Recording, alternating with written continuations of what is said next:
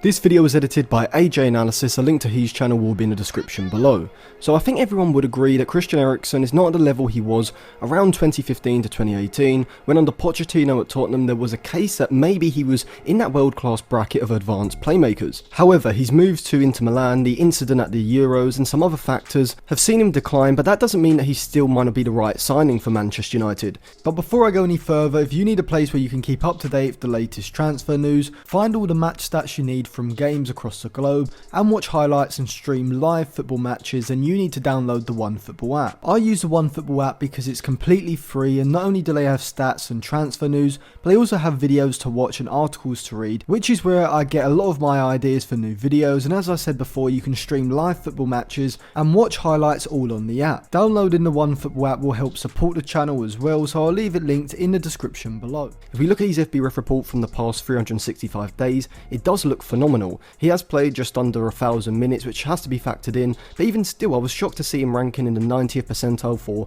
expected assists, shot creating actions and assists, whilst also ranking in the 93rd for progressive passes and the 79th for progressive carries. It shows to me that in possession at least, Eriksen has the capabilities of producing top level output, and once you factor in that he was doing this in the Premier League at Brentford, it becomes even more impressive. In his 11 Premier League appearances and 938 minutes last season, Eriksen completed 2.9 key passes per 90, the second most in the Premier League, behind only Kevin De Bruyne, who got 3.6 per 90. Now obviously if you stretch this out over the course of say a 30 game season, which is the amount of games most players do play, Eriksen's numbers would probably be slightly lower, but I still think that 30-year-old Christian Eriksen is still at least in the top 7 or 8 best advanced playmakers in the league, along with players like De Bruyne, Fernandes, Odegaard, Gross, James Maddison, maybe some others who I can't think off the top of my head as well. But United do already have Bruno Fernandes and Van de Beek, who do operate in the same sort of positions as Christian Eriksen, and I'll come on to my view on their roles in Ten Hag's side in just a bit, but I think Eriksen does bring something different to those two. I think both Van de Beek and Eriksen contribute to the movement forward of the attack a lot more than Bruno Fernandes does,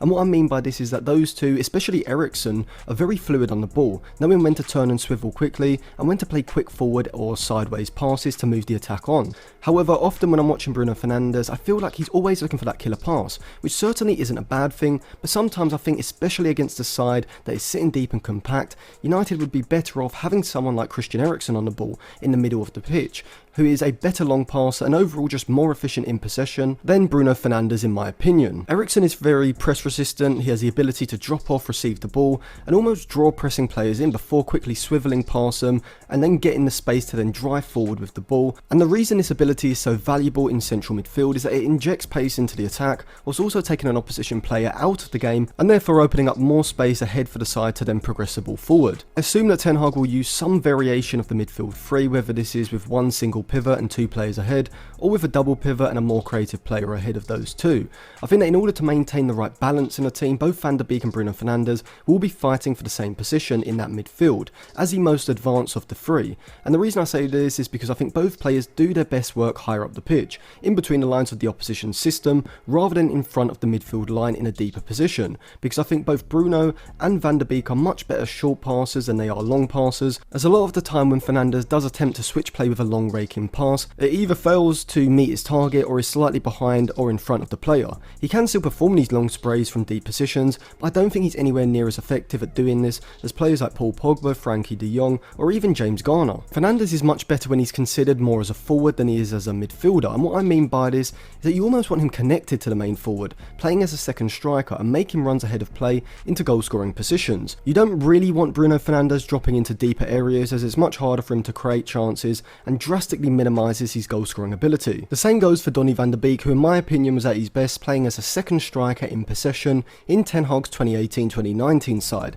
In that 4-2-3-1, Frenkie De Jong and Lasse Schöne played as a deep double pivot, which gave Van de Beek the freedom to push further forward into higher positions, where he could then link the attack with his top level one-touch interplay and movement. If Van de Beek was in deeper areas like De Jong or Schöne were positioned in, his ability to play these quick interplays would have been less effective, and there would be more emphasis on his long and incisive passing, which is not as good as his shorter passing higher up the pitch. So this gives Ten Hag a dilemma, as realistically I don't see how Fernandes and Van de Beek could play in the same team unless maybe Van de Beek is used as a false 9 with Fernandes behind, and then also using 2 inside forwards from either side, making diagonal runs into goal scoring positions instead of holding their width. the signing of Christian Eriksen would complicate things further, as in that three-man midfield, all three of these players would be best suited to the advanced role, with two deeper or industrious central midfielders alongside them. However, I do think that Eriksen is a different type of player to Van der Beek and Fernandes, as despite likely playing in the same position, Eriksen is capable of playing as a roaming playmaker,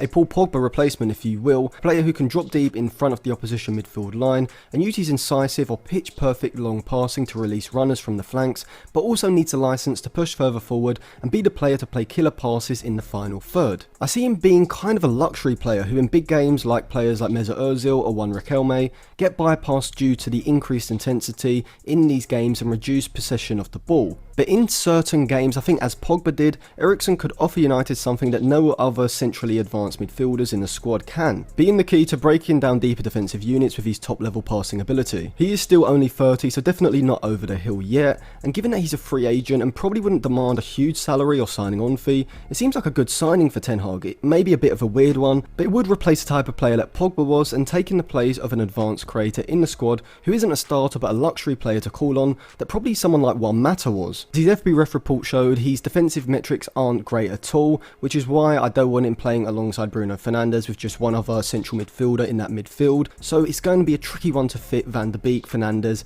and Eriksen all in the same side, or even give them enough minutes to probably satisfy all of them. But let me know what you think of Christian Eriksen potentially signing for Manchester United in the comment section below, and check out some of my other videos which I've linked in the description.